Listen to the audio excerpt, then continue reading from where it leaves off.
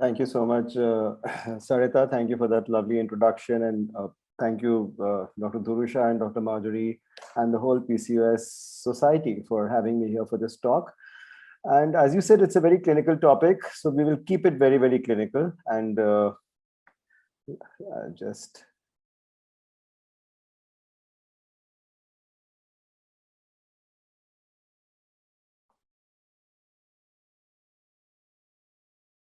So the question is, should metformin or inositol be prescribed before and during pregnancy? Now, the last lecture was absolutely wonderful. And because she told us about paradoxes, well, there are some paradoxes here also.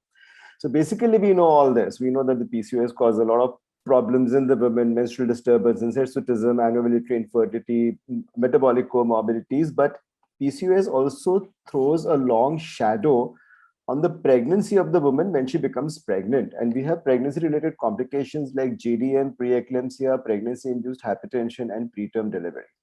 Now, when you have so much of things happening in the PCOS woman, obviously we look at it that what is the role of insulin sensitizers, because we know that insulin resistance is the main thing, what leads to the cascade of hyperinsulinemia, decreased HSBG, decreased androgen production in the ovary, and impaired LH and FSH, leading to all the symptoms of hyperandrogenemia and oligoovulation in the PCOS woman. So if we use insulin sensitizers, won't these things be reduced, or will it be helpful? So let's talk about metformin first.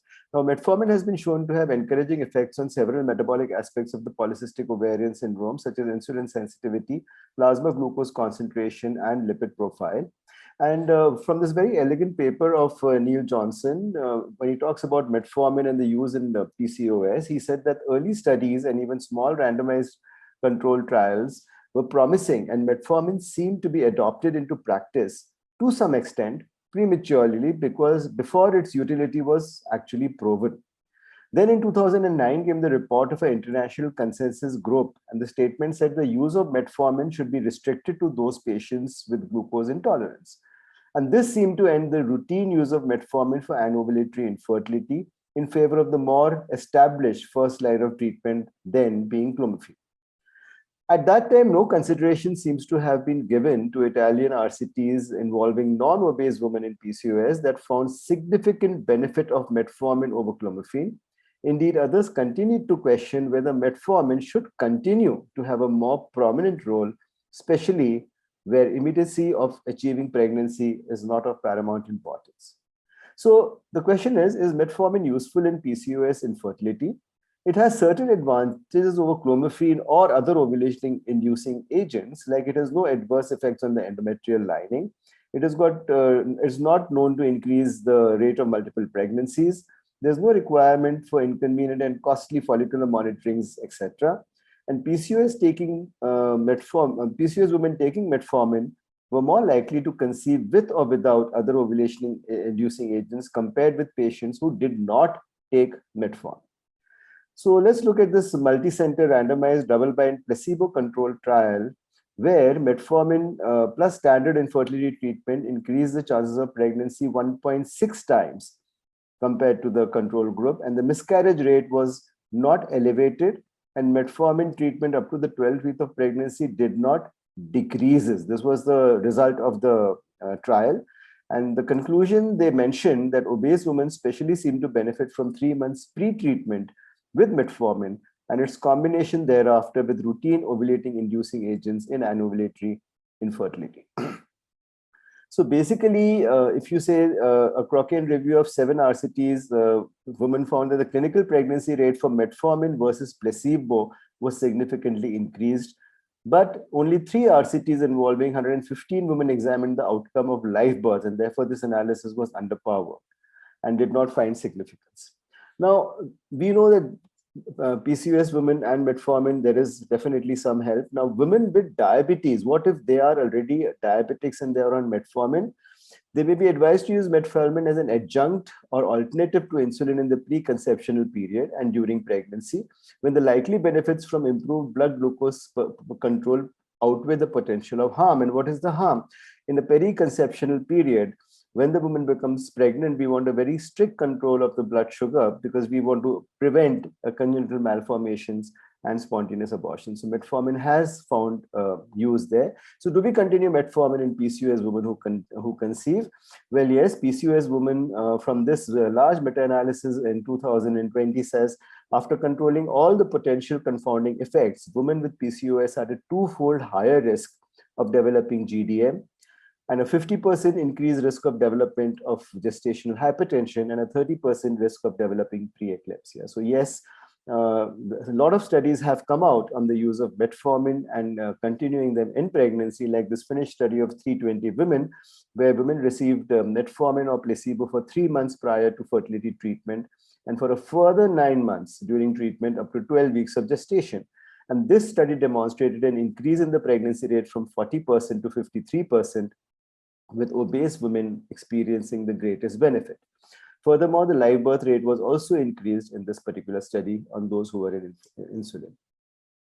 Another article by Dr. Pratap Kumar also says the use of metformin throughout pregnancy in women with polycystic ovarian disease has shown to reduce the rates of early pregnancy loss, preterm labor, and prevention of fetal growth restriction. And another 3-year case control study of 197 pregnant women with PCOS was concluded that in comparison to the control group, the study group had a significant reduction in early pregnancy loss. So now, in spite of having these studies, we had this meta-analysis of 17 randomized controlled trials, which found that metformin used before conception does not reduce the abortion risk in women with PCOS. So there is what is contradictory, and there is what we have yet to explain how it is happening. And then at the question of can metformin reduce the incidence of gestational diabetes mellitus in pregnant women with PCOS, a prospective cohort study of 360 non-diabetic PCOS, 200 and 160 women in 2 groups, they concluded in favor of women who continued metformin use, who demonstrated statistically significant prevention in reduction of the incidence of diabetes mellitus. So this study showed that metformin does help. Metformin used throughout pregnancy in women with PCOS may reduce the gestational diabetes incidence as much as about 9-fold. And this was a study from Italy published in the European Journal. But then came this randomized, placebo-controlled, double-blind study done on 257 women with PCOS who either received metformin or placebo from the first trimester to delivery, and it failed to demonstrate any reduction of pregnancy-related complications such as gestational diabetes, preeclampsia, and preterm delivery in the metformin group. And these were the results where GDM rates, preeclampsia, or preterm delivery, there was no difference at all between the control group and the metformin group. So why are there such controversial results? So most of the studies which were done were retrospective or prospective of cohorts or case control studies or observation researches and conducted at a single center or multiple centers. And many studies include smaller number of women. Subject group might be the same, conducted in the same country, or there could be a selection bias because large observed and unobserved differences in patients between the treatment and control groups could be there. And this part is ruled out by an RCT. So can we explain why these results were controversial? Well, about unsuccessful in preventing GDM, maybe the diet and lifestyle management in both the groups may have reduced the efficacy of metformin on glucose homeostasis. And why was it unsuccessful in preventing PIH? Well, PIH is basically, it's an arterial problem. The uterine artery has a flow restriction, and metformin treatment does not affect the uterine artery flow during gestation, which is shown in many studies of the uterine artery Doppler studies. And effect on preterm birth, metformin may aid in prevention of preterm birth by ameliorating oxidative stress and chronic inflammation. But the etiopathogenesis of preterm labor is complex, and it probably doesn't help over there. So what do we do when RCTs and non-RCTs produce controversial results? Now, when evidence of data derived from multiple RCTs or meta-analysis is stronger, so basically then you go and see what is a meta-analysis going to say. And in this meta-analysis published in 2019, 48 of the studies, which included more than 5,700 women, has said that regardless of metformin therapy, the prevalence of GDM diagnosis in the second trimester among women with PCOS was significantly higher than healthy controls that was independent of obesity. And they say that metformin before conception till the end of pregnancy did not differ from treating just before conception. So in this particular, if you go a little deeper into this meta-analysis, there are 6 meta-analyses of the effect of metformin on the occurrence of GDM in women with PCOS. 3 of them reported that metformin therapy throughout pregnancy decreases the risk of GDM in pregnant PCOS women. However, they were subject of potential bias as the major limitations were different eligibility criteria for the type of included studies or selecting of a non-homogeneous control group. And other 3 meta-analyses concluded that metformin did not significantly affect GDM among women with PCOS. And while these studies were performed, a subgroup analysis of RCTs as the most stringent method of determining whether a cause-effect relationship existed between the intervention and outcome, they missed some eligible studies, including epi-analysis, which reevaluated the results of 2 former RCTs, leading to duplication of previous data. So in conclusion of this meta-analysis, they say that it should be noted that despite this meta-analysis, it seems the evidence about metformin therapy among women with PCOS who had a risk factor for GDM is insufficient, and treatment should be prescribed individually for each patient. In this respect, decisions regarding continuation or discontinuation of metformin therapy in women with PCOS are somewhat arbitrary and can be made individually based on the patient's condition, given the presence or absence of other GDM risk factors. And additional well-designed RCTs are still needed for precise recommendation. So when we are looking at this and we are saying that, okay, now metformin, you have to select which patients to give or no, there is a question which comes up is that should metformin be continued when a patient becomes pregnant, a diabetic patient becomes pregnant, or it should be shifted to insulin? Now, in this very case control study of 100 women with GDM who were exclusively treated with metformin were compared with 100 women of GDM treated only with insulin. And in the pregnancy outcomes, the women who were treated with metformin alone demonstrated a lesser incidence of prematurity, neonatal jaundice, and admission to NICU with overall improvement in the neonatal morbidity as compared to the women treated only with insulin. So yes, metformin does have a place in the treatment of even diabetes in pregnancy and can be continued in pregnancy. So since PCOS women are more likely than healthy women to suffer from pregnancy-related problems like early pregnancy loss, gestational diabetes mellitus, and hypertensive states in pregnancy, the use of metformin therapy in these patients throughout pregnancy may have a beneficial effect on the early pregnancy loss and development of gestational diabetes. However, there is little evidence of its beneficial effect on hypertensive complications in pregnancy. So now let's come to inositols, and we all know functions of how myoinositol acts in the PCOS, and inositol reduces the insulin resistance, reducing the sex-free SHBG and reducing the testosterone levels, which cause hirsutism and acne in PCOS, and it improves the glucose utilization, improves the reproductive axis function by normalizing progesterone level, normalizing estrogen levels, decreasing LH and decreasing LH-FSH ratio, causing restoration of menstruation, ovulation, and promotes good quality of oocytes and probably increases the pregnancy rate. Now, when we look at the literature on the inositols and PCOS, Nestle et al. Were the first to report the efficacy of dichloroinositol in the treatment of obese PCOS, demonstrating increased insulin action, improved ovulatory function, and decreased serum androgen concentration, blood pressure, and plasma triglycerides concentration. And treatment with MI improves its effectiveness in reducing hormonal, metabolic, and oxidative abnormalities of PCOS. Now, Zachi et al. Showed reduction of the HOMA index in PCOS after 3 months of MI therapy. Genazzini et al. Demonstrated the same effect in overweight PCOS, and Minozzi et al. Showed a reduction after 12 months of treatment with a combination of MI and combined oral contraceptive pills that was significantly more effective than only oral contraceptive pills used in PCOS women.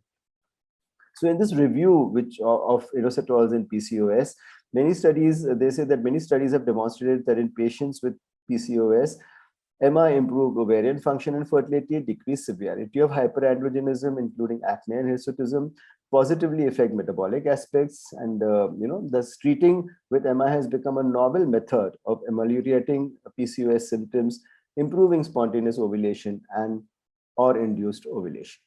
So it seems to be helping in the PCOS patient, and the dose recommended is 4 grams per day, 2 grams twice per day, 3 months prior to ovarian stimulation, and it seems to be effective in normalizing ovarian function.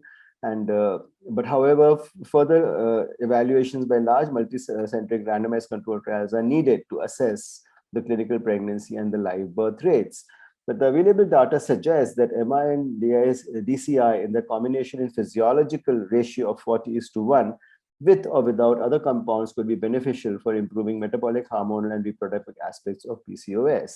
Now, when it comes to hyperandrogenism, this study has proven in 2008, 2 grams of MI twice daily for 6 months led to significant decrease in the severity of hirsutism, levels of total androgen, FSH, LH, and cholesterol. And in another study, LH, prolactin, testosterone, and insulin levels were significantly reduced, and insulin sensitivity was significantly improved after 12 weeks of treatment with MI. The Ferryman-Galway score decreased, although the reduction was not statistically significant. But what is important is there was reduction in the ovarian volume, which was quite significant. So it seems inositols do have a good effect on the women, and MI increases the sensitivity of PCOS to gonadotropins when you are dealing with women who are on the ART treatment, leading to reduction in the dosage of FSH required, and the percentage of metaphase 2 oocytes is higher, the fertilization rate was higher, and the percentage of good quality embryos was significantly higher in the MI and folic acid group. So this is a very recent study published in 2021, where they compared a group of women given folic acid only and folic acid with inositol, which was given to them. So so they say that while the expression in the granular cells of 3 genes involved in oocyte quality was found to be significantly increased in the MI plus folic acid group, no significant difference was reported in the concentration of reactive oxygen species in the follicular fluid, suggesting that the effect of MI on oocyte quality is independent of its antioxidant action.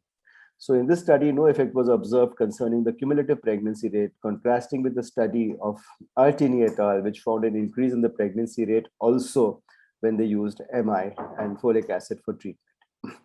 So basically, metformin versus myoinositol, which is better in obese PCOS patient, a randomized control crossover study has concluded that both treatments improve the glycoinsulinemic features of an obese PCOS patient, but only metformin seemed to exert a beneficial effect on the endocrine and the clinical features of the syndrome.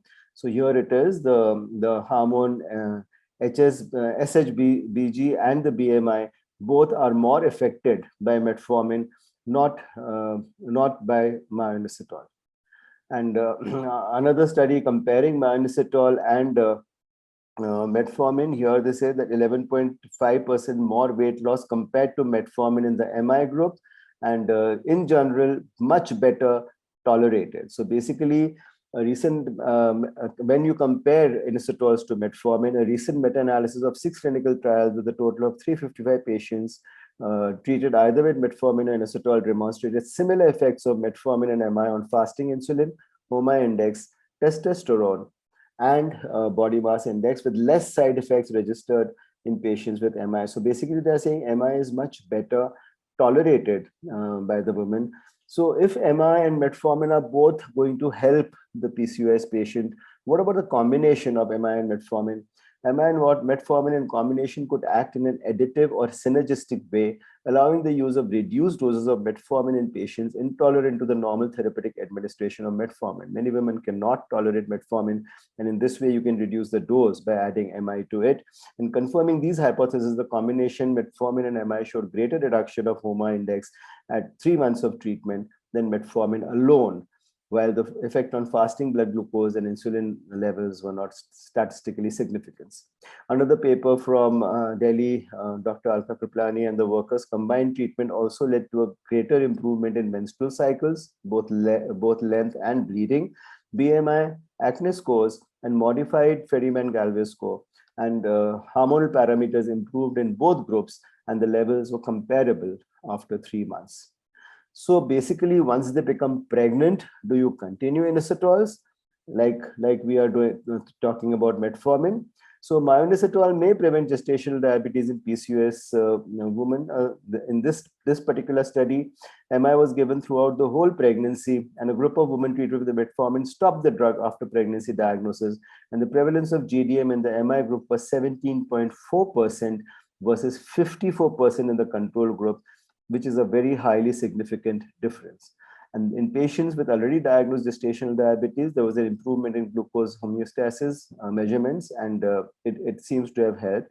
So basically, they say, yes, you can continue myoinositol, and myoinositol supplementation, 2 grams and folic acid twice a day, or placebo, 2 groups in pregnant obese women, 220 women, 110 in each group. The GDM rate was significantly reduced in the myoinositol group compared to the control group, 14% compared to 33%, and they concluded myoinositol supplementation started in the first trimester in obese pregnant patients seems to reduce the incidence of GDM and a reduction of insulin resistance. So as yet in 2018, the ASHRAE guidelines say that inositol in any form should currently be considered an experimental therapy in PCOS, with emerging evidence on efficacy highlighting the need for further research.